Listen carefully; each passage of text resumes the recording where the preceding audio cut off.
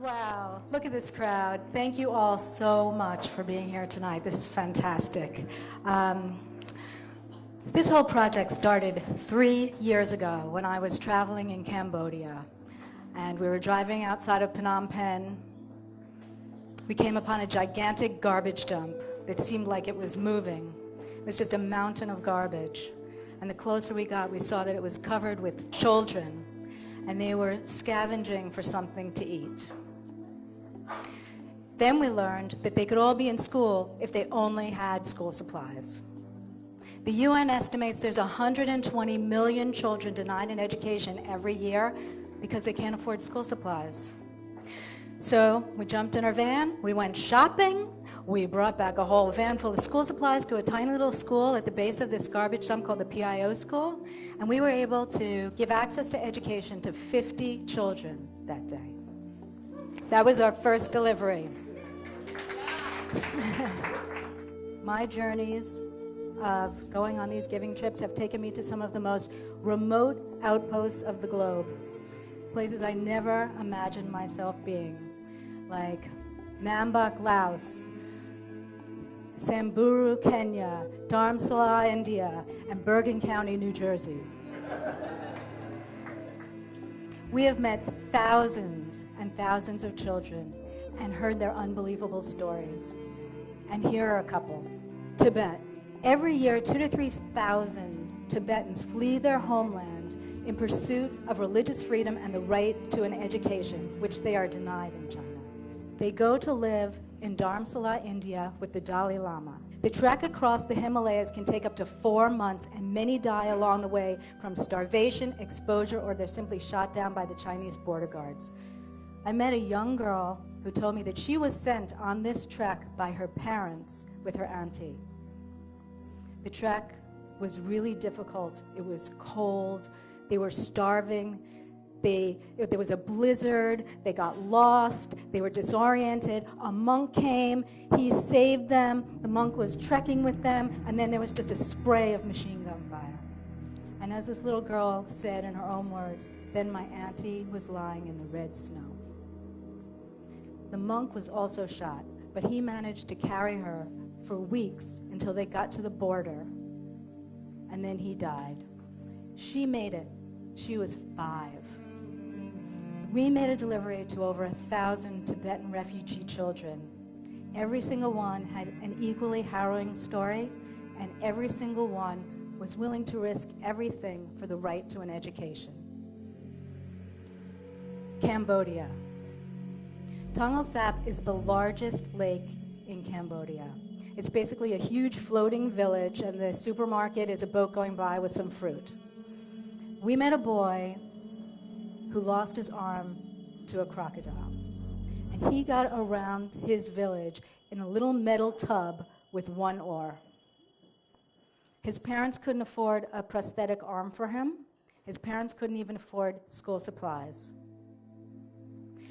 What kind of future does a child like this have without an education? He'll end up like thousands of other Cambodians who have lost their limbs to landmines or other kinds of accidents, who litter the street corners begging. A backpack filled with school supplies has the ability to rewrite this boy's future. Kenya. We work with 3 indigenous tribes in Kenya. One of them is the Maasai. Now, the Maasai is a polygamist society, so one man will have 5, 6, even 7 wives, and when he dies, he leaves all the wives destitute because women are not allowed to inherit their house, they're not allowed to keep their property, and they're not allowed to remarry. A young Maasai girl told me that she was so lucky that when her mother was widowed, they found their way to this widow's village where we made a delivery. It was basically a circle of dung huts where all of these widows lived together raising their children. And she loved living there because there was a school.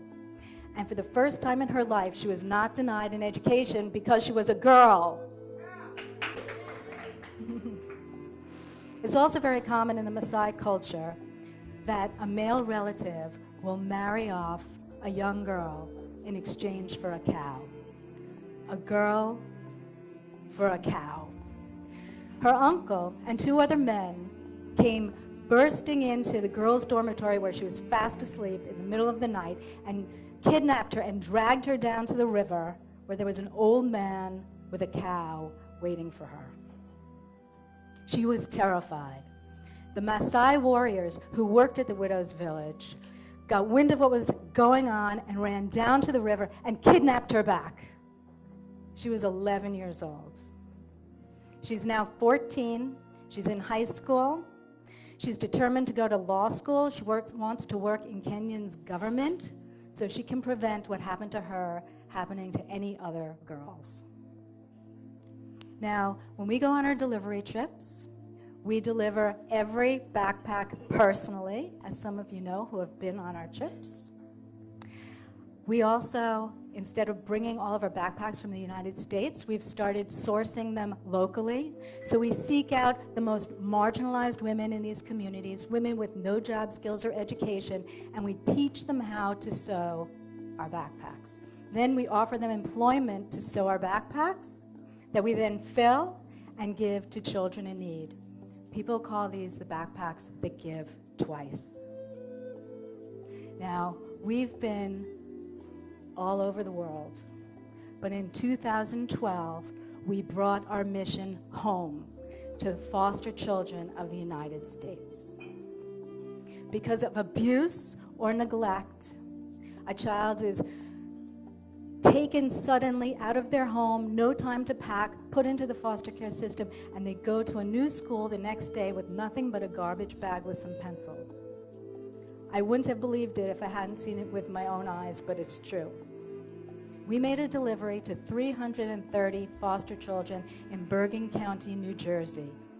And one boy told me that the garbage bag as backpack thing was so humiliating for him that he sat across the street from his school in a culvert every day, and it took the authorities 3 months to even figure out he wasn't attending school. There's 880,000 foster kids in the United States, and the least we can do is make sure that each of them has a backpack with school supplies.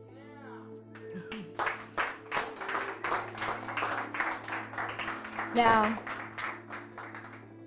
10% of all military families live below the poverty line, and they're on food stamps. And you can't buy school supplies with food stamps. So the children of our men and women in uniform, the very people who are risking their lives for us every day, their children deserve the tools they need to succeed in school.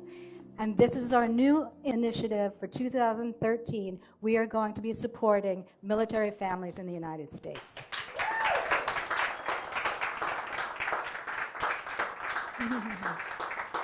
By being here tonight, have made our mission your mission. And I thank you so much for that, because we can't do it without you.